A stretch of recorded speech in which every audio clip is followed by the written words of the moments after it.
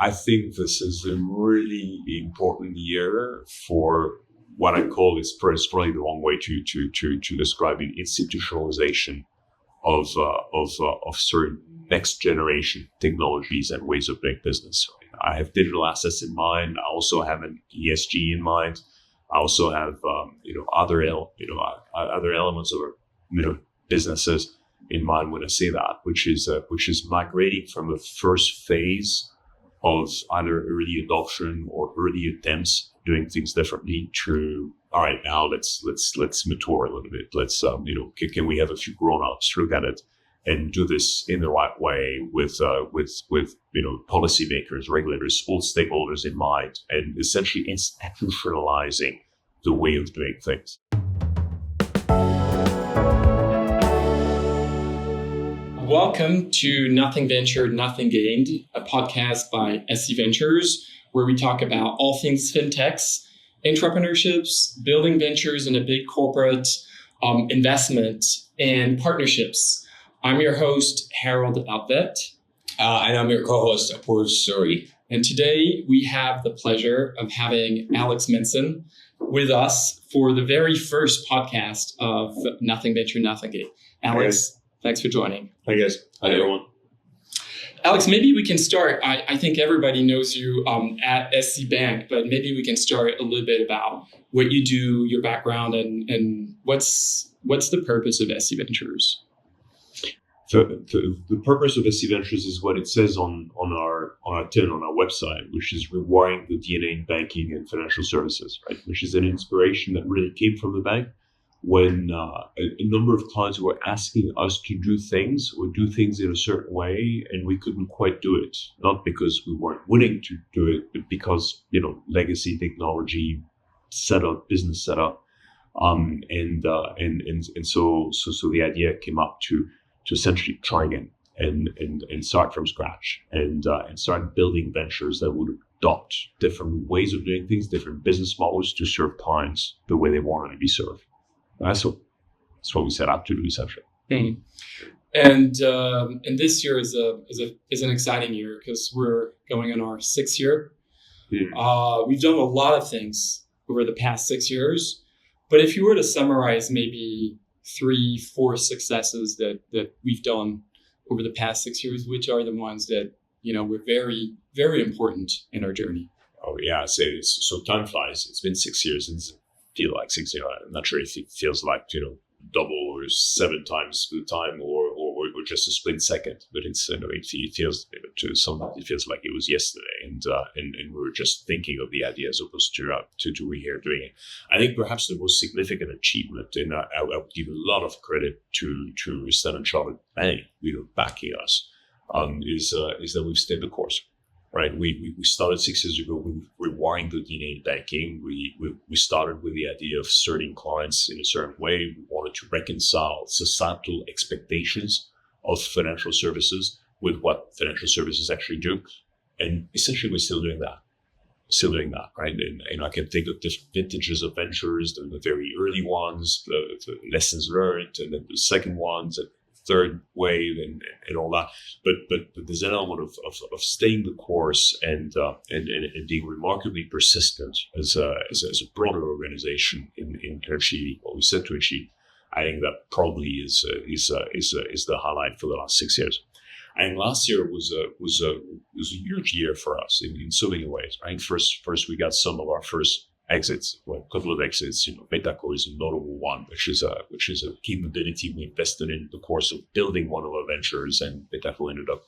That was the capability for Zodiac custody. The capability for Zodiac custody, exactly, and Metaco ended up selling itself to Ripple, which turns out to be another one of our portfolio companies as well.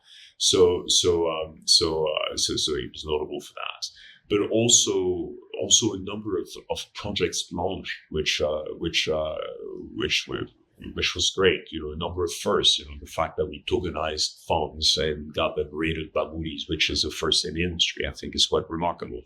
The progress made at some of the ventures, be it Solve, be it launching in new regions, but also the progress they're making operationally is remarkable. I think some all ventures have progressed in a number of different ways, and people in them and people on the platform have also grown. As the ventures grow, the people in it grow with it, which is a gratifying thing to see as well. So remarkable year last year, I would say. We've been talking about some of the achievements of the last 6 years. Maybe another question, and you sort of alluded to it, Alex, was on lessons learned. How have we evolved in the last 6 years versus where we are today? And what have been some of the key changes in that context, especially in the machinery legacy ventures? Every time we've done something with the benefit of hindsight, I keep thinking, I wish I'd done it faster. I wish we made that call faster and we'd executed on it faster. And when we started, initially, it felt quite a bit faster than the bank, and because that's natural. The bank is a large organization, and we set ourselves up to be faster and nimbler. But I think every single thing we've done, it should have been done faster. And perhaps the lessons learned is, if something doesn't feel right, then it's probably not right. So to move on. If something is right, then double down on it and do it quickly. Whether it's people decisions or money decisions or technological decisions, I think an element of being even more nimble than we thought we were. Another part of this is the staging, the constant iteration, which has been part of the rule book from day one, right? We don't build a white elephant, dig ourselves into a hole for a year and then come out with a great product and hope that people will like it. We want to build something small, quickly, and then iterate as many times as it takes to get to product market fit, which we then will try and scale. So that was the rule book, but I think an element of iterating even more, even faster, so as to take feedback on an ongoing basis. And feedback is feedback from client, but also from the markets, from partners, from employees of the venture, from people we connect with, generally speaking, and incorporating that feedback as quickly as we possibly can. I think that probably some of the lessons learned. So there's that one of we thought we were doing this. We thought we were following that mantra, and in so many ways we were, but in so many ways we weren't that great at it, and we're trying to get better at it, which isn't easy, by the way. But it's almost just improving as we go. So I'm going to ask a fun question as well as a normal question. So the normal question, and I can choose. Right? It would be great if you could answer both. So the normal question is, what is yours and our key priorities for this year? Maybe one or two for SC Ventures and for us. And the fun question is, what are your predictions for the next 5 years with regards to technologies or emergence of other aspects? Oh, the crystal ball. What's your crystal ball? What's your crystal ball? And we can come back to it in a year and see how accurate you were. Yeah, we will come back to it. So crystal ball aspect, I think this is a really important year for what I call, it's probably the wrong way to describe it, institutionalization of certain next generation technologies and ways of doing business. I have digital assets in mind. I also have an ESG in mind.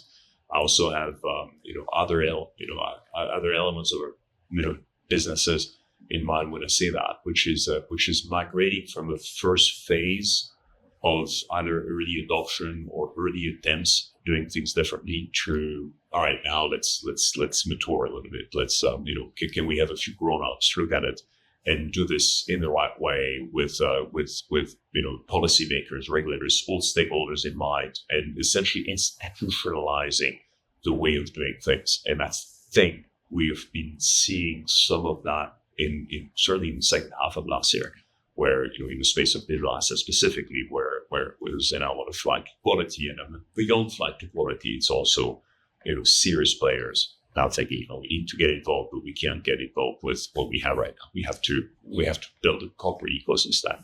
So institutionalization in these spaces, across the board. In fact, across our 4 themes is going to start happening, and I'm focusing on that this year. And I think what we are focusing on as a team is a direct derivative, direct corollary, right? Which is if we think that this is an important year for institutionalization, then this is exactly the sort of businesses that we will be building with a I'd say a renewed focus on what it means to be operating at institutional grade, be it in ESG, in digital assets, or in trade financing, for example. And in a number of the projects that we have defined, the fact that we working have been directly associated with this, that some of the partnerships we're working on, say some of the investment partners we're in conversations with have a very like-minded this way, and so our priorities sort of mirror that prediction, if you want, or perhaps conviction of where the market is going. I actually really like your reference of vintages. I think it's a good reference, because some of our early ventures are our initial vintage, our first vintage, probably the second vintage, or the few that you mentioned on sustainability and digital assets. In the third vintage are some of the things that you're working on, actually. Yeah. Right? With clients and partners. No pressure, right? No pressure at all. But when are they coming out? So, it's interesting to see how different they are, right? How themes have evolved even within one team, how things have evolved, the types of people we work with have evolved because there's a larger audience. And then perhaps a reminder is, something that we tried and sell some time ago, right? As in the first vintage. Being right too early is the same thing as being wrong. Yeah. And as soon as you deal with financial investments and clients, timing is super important. And so an element of revisiting some of the visions from the early vintages, and perhaps doing it a little differently today, and what didn't quite work out at the time might well be just right, in the current environment. And so an element of thinking about the axis of time, and what it means for us in the context of building companies is very important. Well, thanks a lot, Alex. I think, there's a lot more things that we could talk about when it comes to SC Ventures. We'll be back. We'll be back. This is the first of many more. Right. By the way, Nothing Venture, Nothing Gain. It's not just the title of our podcast. It's also the title of our new book, right? Which you just announced. Of which are on our website. It's on our website, and we'll release more of those along the year as we release more of these podcasts as well. Thank you very much, Alex. Thank you, Alex. Thank you both. Yeah, and very excited. If you want to know more about us, go on our website, scventures.io. You can connect with us on LinkedIn as well. Until the next time, thank you very much. Thank you. Thank you all.